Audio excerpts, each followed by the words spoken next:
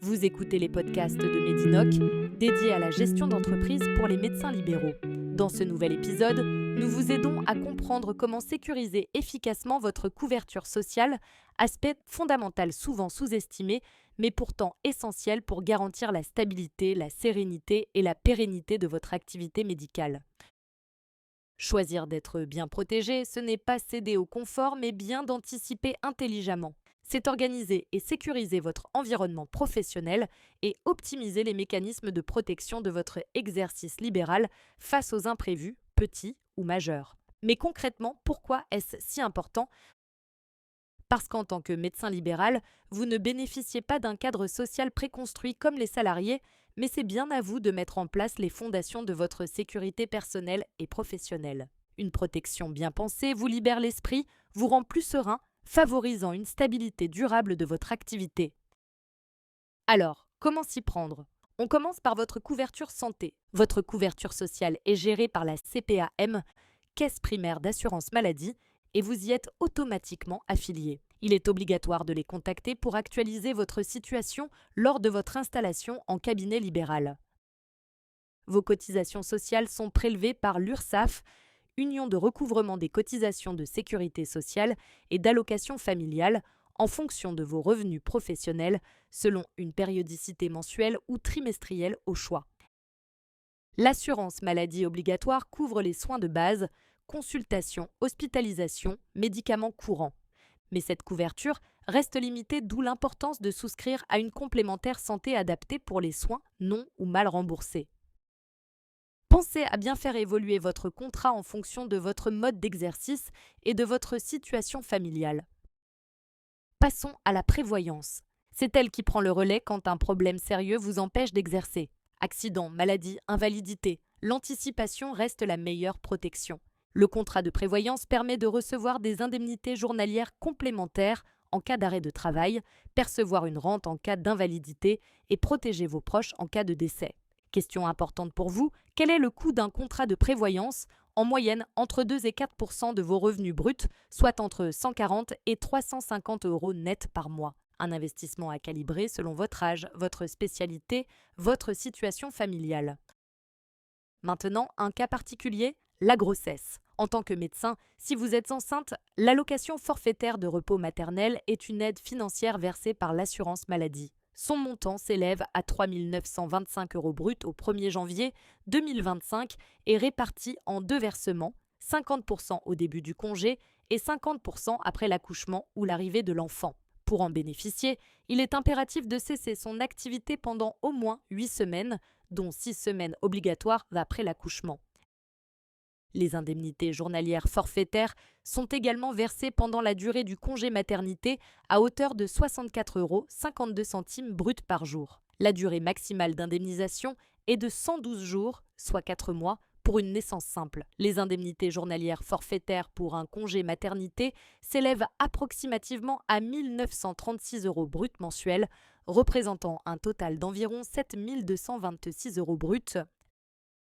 L'avantage supplémentaire maternité s'adresse aux médecins conventionnés en secteur 1 ou secteur 2 avec adhésion à l'option pratique tarifaire maîtrisée Optam. Cette aide complémentaire substantielle, qui peut atteindre un total d'environ 9 300 €, constitue un avantage conventionnel spécifique qui n'est pas accessible aux médecins exerçant en secteur 2 sans Optam. Ce complément, financé par l'assurance maladie, atteint 3 100 € bruts par mois, versé pendant un maximum de 3 mois, soit une aide potentielle de 9 300 €.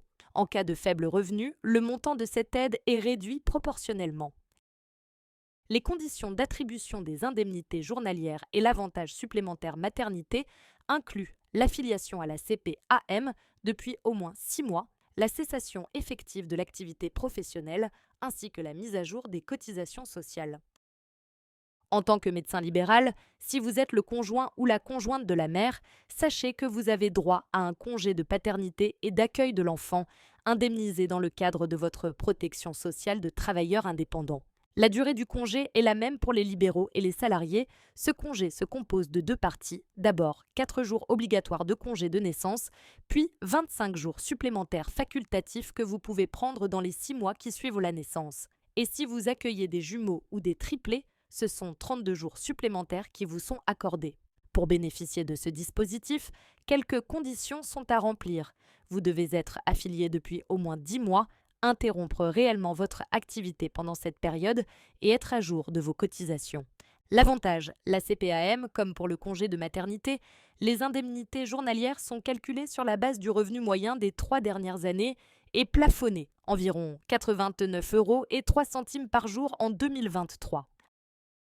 À noter également que le congé d'adoption est accessible aux médecins libéraux, hommes comme femmes, avec une durée de 16 semaines pour l'adoption d'un enfant, 18 semaines lorsque l'adoption porte à 3 ou plus le nombre d'enfants à charge et 22 semaines en cas d'adoption multiple. La particularité du congé d'adoption est qu'il peut être partagé entre les deux parents adoptants. Ils peuvent choisir lequel des deux prend le congé ou se le répartir, avec la possibilité de prendre une partie du congé simultanément. L'anticipation est bien ici la clé. Un mot maintenant sur votre retraite. En tant que médecin libéral, vous cotisez obligatoirement à la CARMF, Caisse autonome de retraite des médecins de France. C'est une retraite en 3 étages. La retraite de base correspond à des trimestres validés comme pour les salariés du secteur privé et public. Elle est gérée par l'assurance maladie. La retraite complémentaire, calculée en points cumulés, est gérée par la CARMF. Et la retraite supplémentaire est un dispositif d'épargne volontaire qui s'ajoute aux retraites de base et complémentaires. Elle permet de se constituer un capital où vous percevez l'épargne accumulée sous forme d'un versement unique ou d'une série de retraits étalés dans le temps, ou une rente où vous percevez un revenu régulier à vie, calculé à partir du montant de l'épargne constituée pour améliorer ses revenus une fois à la retraite. Système de retraite par capitation. L'âge de départ est similaire au régime général, mais pour obtenir une retraite à taux plein, les générations nées après 1968 devront attendre 67 ans. Vous pouvez partir plus tôt ou plus tard. Votre pension sera minorée ou majorée de fait. Prenez le temps de faire des simulations et si besoin, faites-vous accompagner. La retraite, ça se prépare même en tant que médecin libéral. Autre point incontournable, la responsabilité civile professionnelle.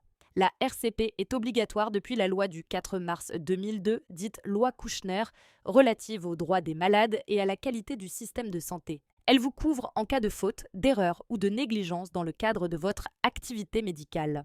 Elle prend en charge les dommages causés à un patient, qu'ils soient corporels, matériels ou immatériels, et couvre aussi vos frais de défense. Un contrat à examiner avec soin.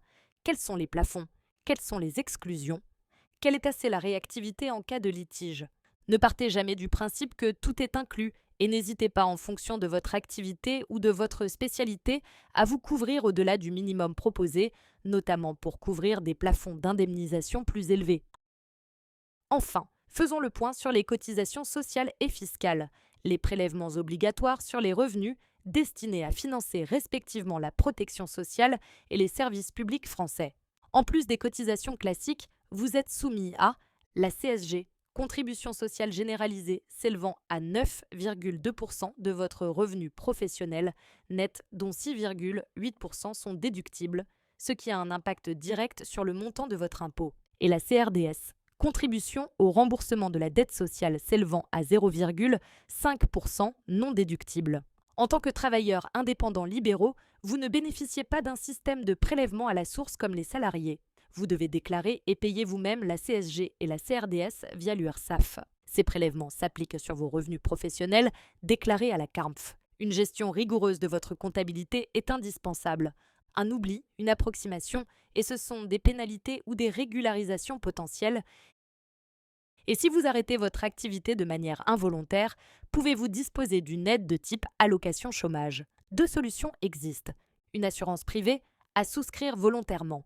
Ou, depuis le 1er novembre 2019, vous n'êtes plus totalement exclu de toute protection chômage en cas de cessation d'activité involontaire. L'accès à une allocation chômage minimale, l'allocation des travailleurs indépendants appelée ATI, environ 800 € par mois pendant 6 mois sous des conditions strictes.